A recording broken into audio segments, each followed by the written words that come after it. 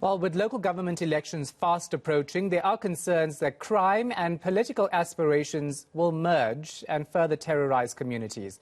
Earlier this month, Police Minister Bheki Cele set up a task team to investigate political violence in the Tshwane region. For an overall view of the situation on the ground, I'm joined by the Institute for Security Studies Public Violence Monitor, Godfrey Mulaudzi. Godfrey, thanks for your time. So we actually are seeing more political violence, even though police can't confirm this, because there are candidates who are being killed across the country.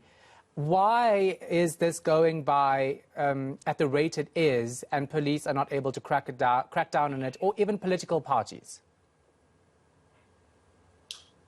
Good evening, Shad, and the viewers of ENC. I think what makes the situation even more complex is the dimension of players that are involved in this crime of political killings. The group of criminals or gangs that operate in communities have identified the political space as a vehicle with which they can be able to use to derive any sort of benefits either in the form from government sources or from any other community projects that take place within their locality. So we think that in our monitor we have, so we collect data and we analyze this data. And this data is also able to give us picture of trends over time. And we have seen that when it comes to political killings specifically, the group of criminals that operate in communities have also They now know the rules of the game, that you need to penetrate the political spaces, get into those branches, be able to influence decision-making in those spaces.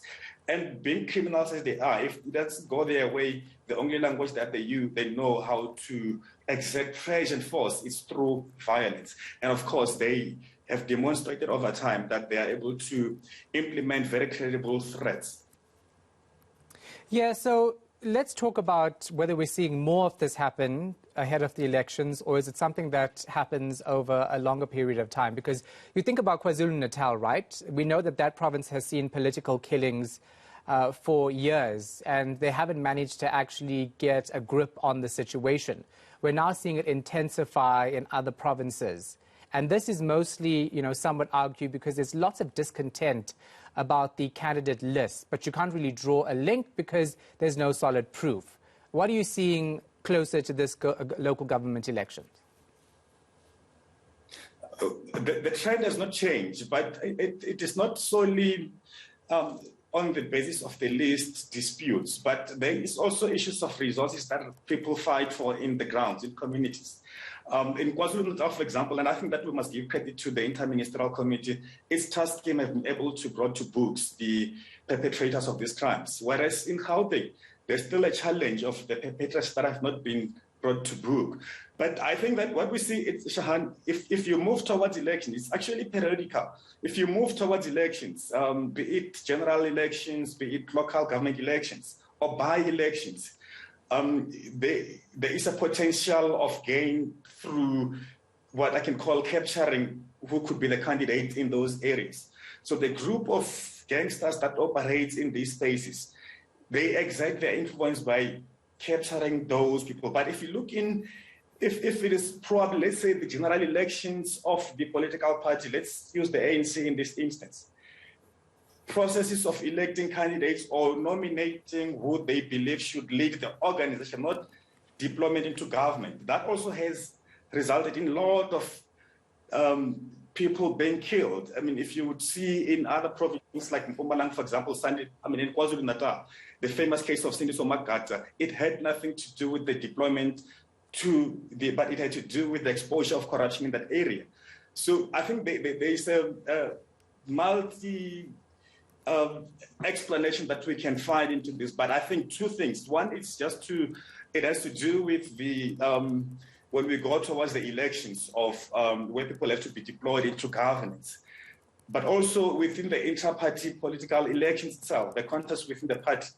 That has also resulted in a lot of people being killed or being assaulted. I mean, if you look at cases that have been reported, they ranges from political killing, attempted murder, and also intimidations. So, and I think that when we move towards this election, I mean, it was not at least that task team is able to bring to books. But in Gauteng, and I think that let's give the minister a chance. We should be able to see results soon. But it's worrisome, particularly if you look in Tshwane, in areas of Johannesburg as well. It is now gaining momentum, and there's not been any successful prosecution, even arrest thereof. So I think that, but the elections, both inter-party elections and elections that needs deployment of people to government, those has resulted, and the motive, of course, there has always been the benefits that will be derived by those people being in the position of power. You know, our crime stats continue to go up in this country, especially when it comes to murder, etc. Is it easy to get away with crime in South Africa? Is that what this shows? Look, we are not anywhere near that. I think that remains ideal for now. But I think the worrisome factor from where I'm at, it's the level of violence that accompanies these crimes in our country. I think that is the worrisome factor. If you look at just a small issue, for example, if you look in these elections currently now, the issues of nominations of candidates. I mean, in Mpumalanga, as we speak today, the MEC is in court facing 2 counts of murder as well. Just in mere nomination, people get to lose their life. People get to be stabbed. Some are now fighting for their life in hospital. So the level of violence for me, that is what is very worrisome. And I think if the police are unable to get a grip into this, I mean, look, I want to put this forward as well, that, you know, if you look at this case of, let me use the case of Sandiso Magata, for example, in the spotlight here.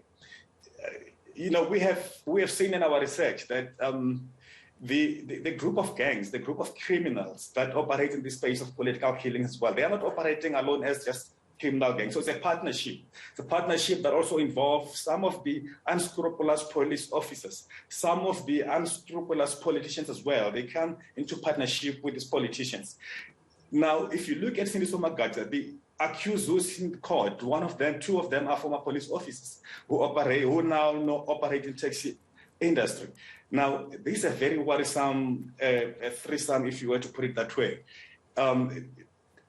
Criminal gangs, like I've said, they know the rules of the game, so they need to penetrate this space. You know, make sure that you get a space, you get a leg within the police officers, get a leg within the politicians themselves. And I think the result of that, it's just a very serious violent acts of crime that we see now. People, councillors getting to be killed, leaders of the communities getting to be brutally killed.